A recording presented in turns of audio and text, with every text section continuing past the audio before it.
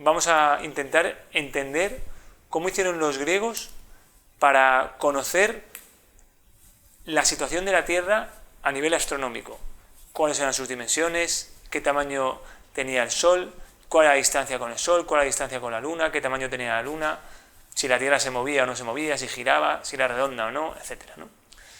Y todo eso surge en Grecia, ya a finales del siglo VI a.C. Empieza con dos pensamientos muy diferenciados. Heráclito, por un lado, que empieza a pensar un poco en el origen de las cosas, de por qué suceden las cosas que suceden, ¿no? Y se planteaban cómo es posible que surgieran los cambios, que hay cambios en la naturaleza continuos, ¿no? Y Heráclito efectivamente decía, bueno, pues todo es cambio, todo es modificación. Cuando te bañas en un río, te bañas en un río totalmente distinto cada vez, por tanto el río cambia todo el rato, y eso es lo que opinaba Heráclito. Y por otro lado, Parménides opinaba justo lo contrario. Parménides opinaba que nada puede cambiar. Si una cosa es algo, tiene que serlo eso permanentemente. No puede de repente ser una cosa y al cabo del tiempo no ser o ser otra cosa. Para Parménides eso no tenía ningún sentido. Y Empedocles busca una solución que de alguna manera satisface ambas posturas. Empedocles dice, efectivamente, no tiene sentido el cambio, las cosas que son tienen que serlo siempre, pero quizá lo que existen son 4 elementos, que son el fuego, el aire, el agua y la tierra, y esos elementos son lo que son, y lo que puede existir es que haya combinaciones diferentes de esos elementos, de tal manera que combinados de manera diferente surgen las diferentes cosas. Entonces, pues el árbol tiene una combinación distinta del elemento agua, tierra y fuego que el tigre, o la piedra tiene una combinación diferente de tierra, agua, aire y fuego que las nubes, etc. Entonces, con esas combinaciones de los 4 elementos, en función de la proporción de cada uno de esos elementos, intentaba justificar qué es lo que había en la naturaleza y también intentaba entender por qué se producían los cambios, porque al final lo que realmente cambiaba era la proporción de esos 4 elementos. Y fue una solución muy fructífera. Y ahora vamos a ver por qué.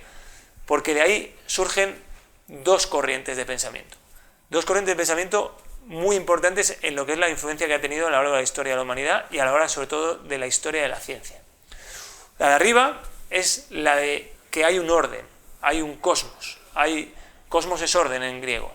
Y por tanto, como hay un orden, era posible el conocimiento científico, porque de alguna manera lo que se trataba era de intentar descubrir ese orden, de intentar descubrir las leyes que existen en la naturaleza para mantener ese orden.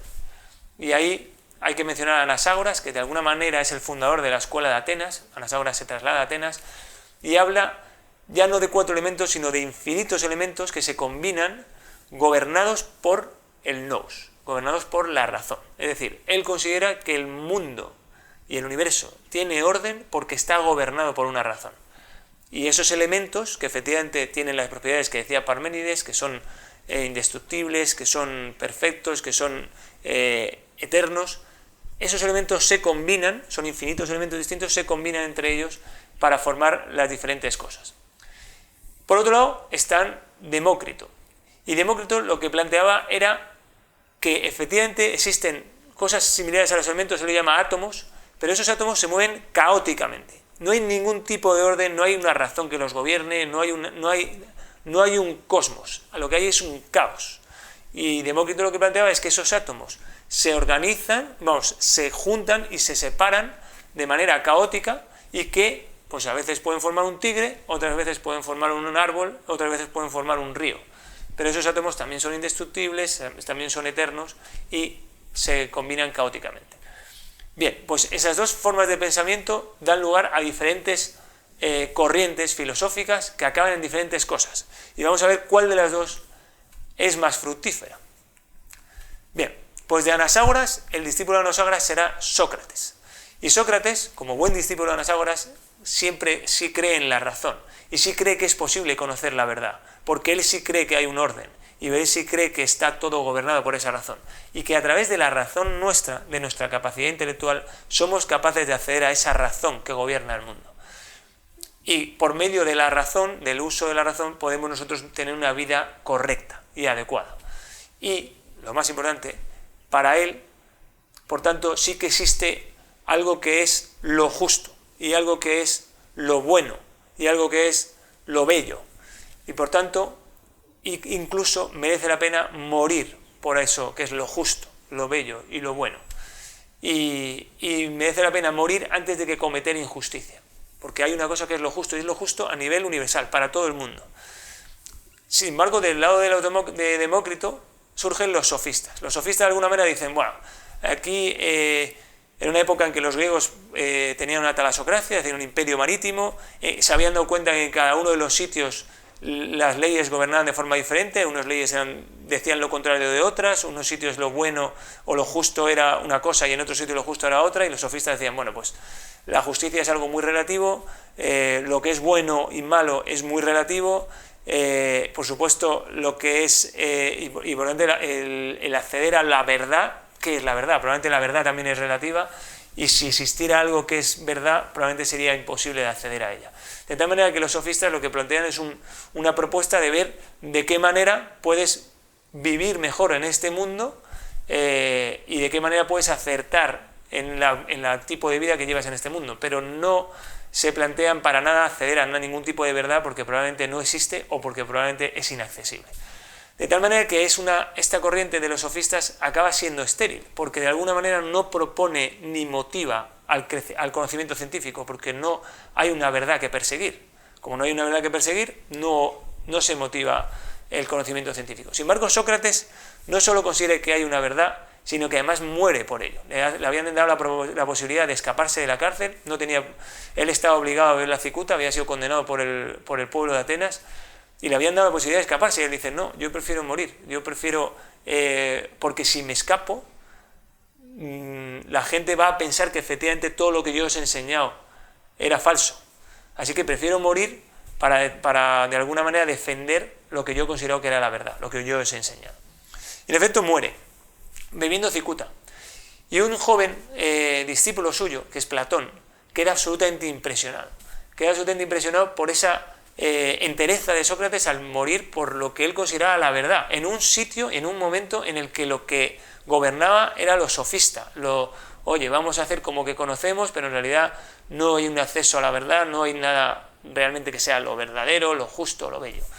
Platón, siguiendo a Sócrates, sí que considera que efectivamente hay una verdad, pero todavía lo exagera más. Él considera que esas ideas de lo bello, lo justo, lo verdadero, lo bueno, esas ideas son lo que realmente existe, y lo que nosotros vemos en el mundo probablemente son solo imágenes o reflejos de eso que es lo que realmente existe. Y por supuesto, como eso es lo que realmente existe, la verdad, lo bueno, lo bello, lo justo, a eso es posible acceder a través de la razón y a través del conocimiento. Con lo cual, también Platón considera que el conocimiento científico es posible. Usando la razón es posible llegar a la verdad. Y como considera eso, pues por supuesto sigue con una corriente fructífera, con una corriente en la que motiva al conocimiento científico. Y discípulo de Platón será Aristóteles. Aristóteles es la base, el cimiento sobre el cual se edifica todo el conocimiento científico occidental. Aristóteles fue el gran médico, el gran biólogo, el gran politólogo, el gran sociólogo, el gran filósofo, el gran astrónomo, el gran matemático, discípulo de Platón y su escuela. Y Aristóteles al final, ¿qué dice? Que efectivamente, por supuesto que es posible acceder a la verdad. Se accede sobre todo a través de la experiencia, a través de los sentidos. Platón, de alguna manera, los sentidos los había dejado a un lado porque consideraba que de alguna manera simplemente lo que percibimos por los sentidos era un reflejo de la verdad, pero Aristóteles considera que los sentidos es el único medio para acceder a la verdad, a través del concepto que llama abstracción. Y a través de la abstracción accedemos a conceptos que son universales, y esa es la palabra clave, universal, que quiere decir que todas las personas, todos los seres humanos, lo vamos a considerar como verdadero, es universal, es verdadero. Si esto es un perro para mí y para el chino, para todos, es verdadero. Y con esa manera de pensar, él crea y define lo que son las razas, lo que son las diferentes especies de la biología. Eso entre otras muchas cosas, pero también define los tipos de constituciones, define 1000 cosas, todo lo ordena de acuerdo a lo que son las cosas, a lo largo de esos conceptos universales. Y por tanto, en resumen, para él es importante la experiencia de lo que se nos muestra en los sentidos. Y discípulo de Aristóteles, fijemos cómo vamos, Anaxágoras, Sócrates, Platón, Aristóteles, cada uno discípulo del anterior. Discípulo de Aristóteles, ni más ni menos que Alejandro Magno. Aristóteles formó a Alejandro Magno cuando él era muy joven, Filipo de Macedonia, que le llamaban bárbaro porque venía de Macedonia, no era griego, venía del norte, de los campos del norte, y Filipo dijo, bueno, pues estos griegos que me insultan, me llaman bárbaro, bien, me insultan, pero mi hijo va a estar instruido por el mejor de los filósofos. A mi hijo no le podrán llamar bárbaro, porque mi hijo va a estar instruido por el mismísimo Aristóteles. Y en efecto, Aristóteles fue quien formó a Alejandro Magno el tiempo que pudo. ¿Y qué hizo Alejandro Magno? Bueno, pues yo aquí he un poco reflejado cómo pudo haber sido una conversación entre Aristóteles y Alejandro. Alejandro joven, Aristóteles ya mayor, y dice Aristóteles, y por eso, mi querido Alejandro, todo el conocimiento viene de la experiencia. Y Alejandro dice, maestro, yo quiero conocer todo el mundo, y viéndolo con mis propios ojos, seré el más sabio. Y dice Aristóteles, ¿y cómo piensas tú conocer todo el mundo? Y dice Alejandro, conquistándolo, con mi espada y con mis compañeros que están contigo aquí. Hace tiempo que hablamos de eso, y además construiré una biblioteca muchísimo más grande que la tuya, y recopilaré todos los libros que se encuentren en el mundo, los copiaré o los confiscaré, y esa biblioteca acaparará todo el conocimiento universal, todas las experiencias, todos los datos de observaciones astronómicas, de observaciones de biología, medicina, matemáticas, y los más importantes sabios de todo el mundo vendrán a mi biblioteca y discutirán y avanzarán en su ciencia. Y estoy seguro que Aristóteles, terminada esa clase, fue a hablar con Filipo y le preguntó, oye, ¿qué desayuna tu hijo? Pues sí, Alejandro en efecto conquistó todo el mundo conocido, conquistó todo el imperio persa y más allá, llegó hasta la India, pero no solo conquistaba, era un turista, él iba de sitio en sitio muy interesado por todo lo que veía y por todo lo que podía entender de cada una de las civilizaciones, y se interesaba muchísimo por esas culturas. Y cuando llegó a Egipto, vio un sitio magnífico para fundar una ciudad que llamó Alejandría, con su nombre, y un puerto magnífico para fundar cerca del puerto lo que fue su sueño, lo que ya en su momento había pensado con Aristóteles, que es la Biblioteca de Alejandría, y se lo cuenta a sus compañeros, en concreto a Ptolomeo. Y cuando el imperio se divide, Ptolomeo se queda con Egipto, y en Egipto, en Alejandría, Ptolomeo funda lo que será la gran Biblioteca de Alejandría. En efecto, Ptolomeo I, que además fue el primer faraón griego. Descendientes de Ptolomeo será Cleopatra, ya en época romana. Desciende directamente de Ptolomeo. Cleopatra era también griega. Bien, pues ¿por qué os cuento todo esto? Porque en esa Biblioteca de Alejandría es donde se va a dar todo el conocimiento que vamos a explicar ahora enseguida. Ptolomeo II, el hijo de Ptolomeo, amplía y consolida la Biblioteca de Alejandría. Y en esa misma generación tenemos que hablar de Euclides, que fue el primer gran sabio que utiliza los recursos de la Biblioteca de Alejandría y que es el autor de los elementos. Fue, de alguna manera, el autor de lo que es la geometría euclidiana, que ha sido la base de la geometría y de la matemática de la geometría a lo largo de muchísimos siglos hasta que entró en crisis en el siglo XX con la teoría de la relatividad. Y Aristarco de Samos, por supuesto, utilizó el recurso de la Biblioteca de Alejandría también.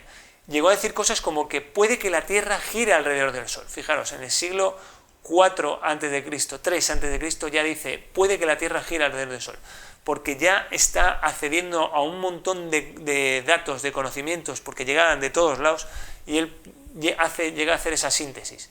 Incluso calcula la distancia del Sol a la Tierra. Ahora vemos cómo. Apolonio, ya en la generación siguiente, trabajó en la Biblioteca de Alejandría hasta su muerte y define las curvas cónicas. Ya veremos para qué nos sirven, pero una de esas curvas, que es la elipse, será la curva que trazan los planetas que descubrirá Newton y Kepler. Arquímedes, también de la misma generación, también, por supuesto, estudió en la Biblioteca de Alejandría durante un tiempo, aunque él era de Siracusa, y define los principios de Arquímedes, calcula precisamente el número pi. Erastóstenes, también de esa misma generación, director de la Biblioteca de Alejandría, calcula el radio de la Tierra, calcula la inclinación del eje de la Tierra. La siguiente generación, Hiparco, trabajó en la Biblioteca de Alejandría también, descubre la precesión de equinoccios, la distancia entre la Tierra y la Luna. La siguiente generación, Sosígenes, ya en tiempos de Julio César, trabajó en la Biblioteca de Alejandría y trabajó con él para calcular la duración exacta del año y la reforma del calendario. Y la siguiente generación, Ptolomeo, que trabajó en la Biblioteca de Alejandría, es el autor del Almagesto, que es una de las obras más importantes de la historia de la astronomía, que servía para predecir el movimiento de los astros durante 1500 años, hasta que en el Renacimiento empezaron a plantear otros sistemas astronómicos. Entonces, fijaros, vuelvo para atrás a toda pastilla, fijaros de dónde venimos. Venimos de Empedocles, Anaságoras, Sócrates, su discípulo, Platón, su discípulo, Aristóteles, su discípulo, Alejandro Magno. Alejandro funda la biblioteca o define lo que serían las bases de la biblioteca de Alejandría, que la funda su compañero, Ptolomeo, y su hijo, Ptolomeo I, y luego todos los grandes sabios que acuden a la biblioteca de Alejandría porque de alguna manera se convierte en el centro de conocimiento.